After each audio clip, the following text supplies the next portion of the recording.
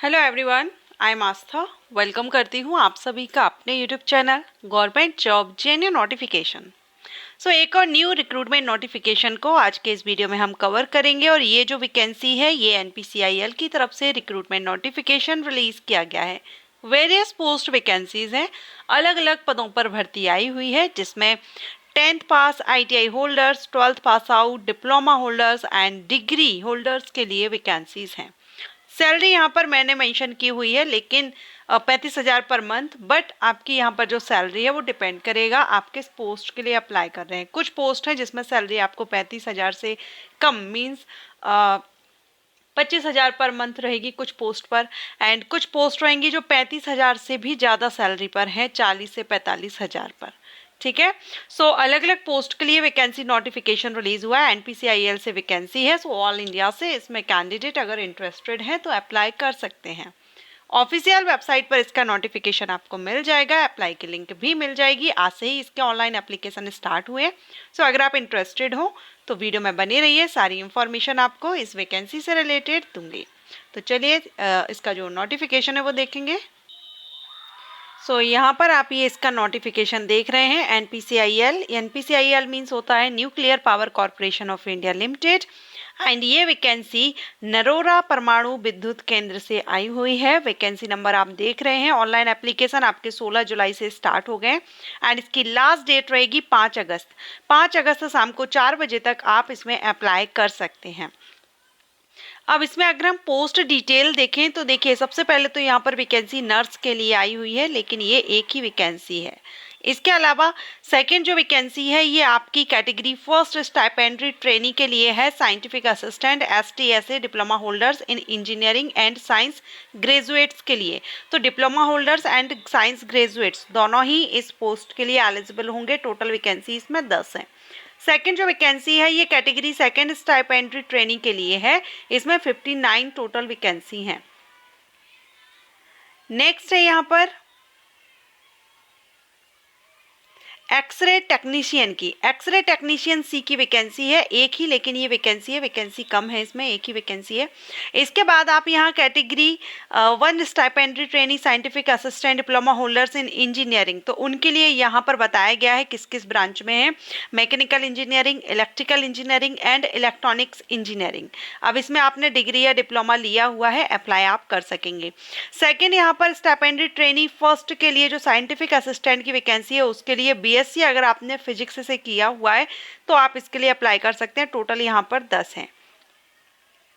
इसके बाद नेक्स्ट है स्टाइपेंडरी ट्रेनी के लिए, तो इसमें आपकी रहेगी फिटर की है, इलेक्ट्रीशियन की है एंड इंस्ट्रूमेंटेशन की है। इसमें आपकी वैकेंसी डिटेल आप देख रहे हैं तीनों के लिए क्या क्या है। ठीक है। नेक्स्ट है stipendiary category second stipendiary trainee operator के लिए, इसमें 29 वैकेंसी है। टोटल यहाँ पर 59 हुई। इसके बाद आप यहाँ जो बेंच मार्क डिसेबिलिटीज़ के लिए यहाँ पर कुछ रूल्स दिए गए हैं, तो आप इनको देख लीजिएगा अगर आप इस कैटेगरी से बिलोंग करते हैं। Group B and group C की पोस्ट है इसमें, तो ग्रुप बी की पोस्ट आप यहाँ पर देख पा रहे हैं। ठीक है। कैटेगरी फर्स्ट स्टाइपेंडरी ट्रेनी की जो पोस्ट है। ग्रुप सी में आपकी कैटेगरी सेकंड स्टाइपेंडरी ट्रेनी की पोस्ट इसमें आ जाती है ग्रुप सी में। ग्रुप सी पोस्ट के लिए रहेगा। अब इसके लिए हम यहाँ पर देख लेते हैं एलिजिबिलिटी क्या रहेगी। तो देखिए क्वालिफिकेशन क्या है। सबसे पहले तो जो नर्स की पोस्ट है, नर्स के लिए 12th पास अप्लाई कर सकते हैं, लेकिन 12th के साथ में आपने नर्सिंग एंड मिडवेफरी में डिप्लोमा अगर आपने 3 साल का लिया है तो अप्लाई कर सकते हैं, या फिर आपने बीएससी नर्सिंग आपने किया हुआ है तो भी आप अप्लाई कर सकते हैं। अदरवाइज आपने नर्सिंग प्रमाण पत्र के साथ अब किसी हॉस्पिटल में काम करने का आपके पास 3 साल का एक्सपीरियंस है तो भी आप इसमें अप्लाई कर सकते हैं। रक्षा सेवाओं में नर्सिंग सहायक श्रेणी 3rd पर अगर आप हैं तो भी आप इसमें अप्लाई कर सकते हैं। ओके। इसके बाद नेक्स्ट है कैटेगरी फर्स्ट स्टाइपेंडरी के लिए, तो इसमें आपका डिपेंड करता है, जैसे कि अगर आपने डिप्लोमा लिया है मानव संसाधन विकास मंत्रालय भारत सरकार द्वारा मान्यता प्राप्त संस्था से इसमें मैकेनिकल, इलेक्ट्रिकल, इलेक्ट्रॉनिक्स, इंजीनियरिंग में अगर आपने डिप्लोमा लिया हुआ है तो भी आप इसमें अप्लाई कर सकते हैं, 3 साल की ड्यूरेशन। एंड इसमें अगर आपने 2 year diploma through literal entry and second year after HSC approved by AICTE with not less than 60% mark mechanical, electrical, electronics, engineering, वो भी इसमें अप्लाई कर सकते हैं। इसके अलावा कैटेगरी फर्स्ट में ही आप देखेंगे यहाँ साइंटिफिक असिस्टेंट के लिए, तो यहाँ पर कम से कम 60% मार्क्स के साथ अगर आपने BSc किया हुआ है केमिस्ट्री, मैथमेटिक्स या स्टैटिस्टिक या इलेक्ट्रॉनिक्स या कंप्यूटर साइंस में, इनमें से किसी में भी, तो आप इसके लिए एलिजिबल रहेंगे। या फिर आपने फिजिक्स, केमिस्ट्री, मैथमेटिक्स से भी अगर आपने सिंपल BSc जो हम कहते हैं मैथमेटिक्स से, वो अगर आपने किया है तो भी आप इन पोस्ट के लिए अप्लाई कर सकते हैं। 12th में आपका मैथ सब्जेक्ट होना कंपलसरी है, ठीक है। एंड आपने SSC एंड HSC लेवल पर आपने इंग्लिश एज अ सब्जेक्ट पढ़ा हुआ हो, ये भी जरूरी है। सो यहाँ पर हमने ये देख लिया BSc जो किए हुए हैं कैंडिडेट वो अप्लाई कर सकते हैं। 10th पास के लिए यहाँ पर वैकेंसी जो कि फिटर वगैरह की जो अभी हमने देखी थी, फिटर, इलेक्ट्रीशियन, इंस्ट्रूमेंटेशन के लिए, इसमें 10th के साथ में 10th में मिनिमम 50% होना चाहिए और साथ में अगर आपने ITI किया हुआ है तो आप इसके लिए अप्लाई कर सकते हैं, या फिर आपने 2 साल का कम से कम एक्सपीरियंस हो तो भी आई थिंक यहाँ पर अप्लाई कर सकते हैं। सो ये तो हुई क्वालिफिकेशन। बाकी आप और भी देख सकते हैं, इसमें ऑपरेटर के लिए भी वैकेंसी थी, हमने देखी थी, जिसमें 12th आपने किया हुआ हो या आपने ISc किया हुआ हो फिजिक्स, केमिस्ट्री, मैथमेटिक्स से मिनिमम 50% से, तो भी आप इसमें अप्लाई कर सकते हैं।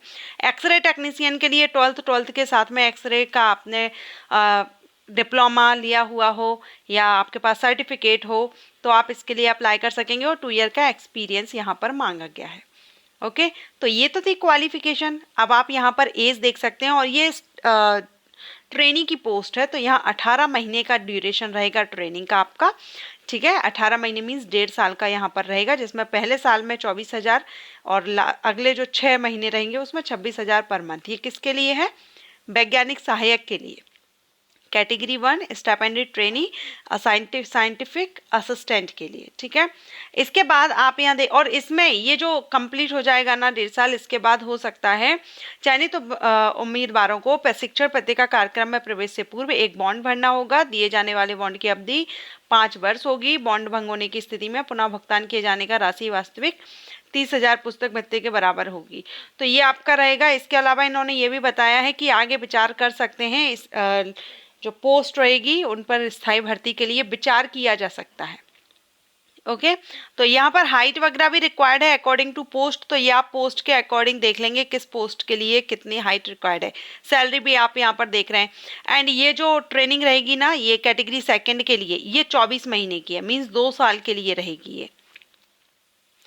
ओके एंड इसके बाद आप यहाँ पर आयु सीमा देखेंगे। आयु सीमा में 18 से 30, नर्स के लिए 18 से 30 साल है। और यहाँ पर आप देख पाएंगे कि आपका जो नियम 2016 के तहत संशोधित वेतन संरचना लेवल 7 में 44,900, ठीक है। कैटेगरी फर्स्ट जो स्टाइपेंडेड ट्रेनी है उनके लिए 18 से 25 साल है। और यहाँ पर भी बताया गया है 35,400 वेतन पर वैज्ञानिक सहायक भी पद पर नियुक्ति हेतु विचार किया जाएगा, जो कि अभी मैं आपको बता रही थी कि विचार कर सकते हैं आगे की प्रोसेस पर। कैटेगरी 2 में ही आपकी जो ऑपरेटर के लिए 18 से 24 साल एज है। और ये जो एज है ना, ये अनरिजर्व कैंडिडेट के लिए, रिजर्व कैटेगरीज में आपको रिलैक्सेशन मिलेगा। एक्सरे टेक्नीशियन के लिए 18 से 25 साल एज है। बाकी कैटेगरी एंड पोस्ट के अकॉर्डिंग यहाँ पर भी आपको सैलरी डिटेल प्रोवाइड की गई है।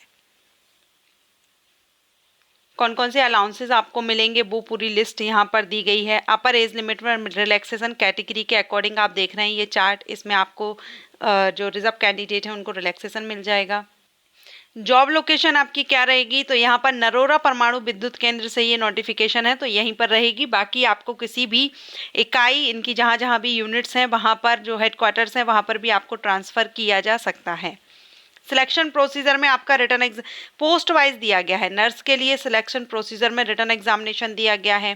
स्टाइपेंड्री जो कैटेगरी फर्स्ट है इनके लिए रिटर्न एग्जामिनेशन एंड कंप्यूटर दिया गया। रिटर्न एग्जामिनेशन 1.5 घंटे का रहेगा, कंप्यूटर बेस्ड रहेगा, एंड इसमें return examination will be OMR based और कंप्यूटर बेस्ड, दोनों में से कुछ भी हो सकता है, ठीक है। एंड कैटेगरी सेकंड में भी आपका रिटर्न मीन्स यहाँ पर रिटर्न एग्जामिनेशन रहेगा आपका सिलेक्शन प्रोसीजर में, नर्स की पोस्ट पर इंटरव्यू भी रहेगा। एंड पूरा रिटर्न एग्जामिनेशन का पैटर्न पोस्ट वाइज यहाँ पर बताया गया है, आपको कितने मार्क्स का कौन कौन से सब्जेक्ट्स पूछे जाएंगे, तो वो आप यहाँ पर देख लेंगे आप जिस भी पोस्ट के लिए अप्लाई कर रहे हैं, क्योंकि सभी पोस्ट के लिए अलग अलग बताना पड़ेगा मुझे, इसलिए आप ये नोटिफिकेशन में आकर के चेकआउट कर लेंगे आप जिस भी पोस्ट के लिए अप्लाई कर रहे हैं। ओके, सो अगर आप इंटरेस्टेड हैं, अप्लाई करना चाहते हैं, तो ये नोटिफिकेशन आपको NPCIL की वेबसाइट पर मिल जाएगा, आप वहां पर जाकर के डाउनलोड कर लीजिए। एंड अप्लाई लिंक भी आज से एप्लीकेशन स्टार्ट है, तो अप्लाई लिंक भी एक्टिव हो जाएगी और आप वहां से अप्लाई कर सकते हैं। वीडियो अच्छा लगा हो या इसी तरह की वैकेंसी अपडेट के लिए चैनल को सब्सक्राइब एंड इस वीडियो को लाइक जरूर कीजिएगा। Thank you.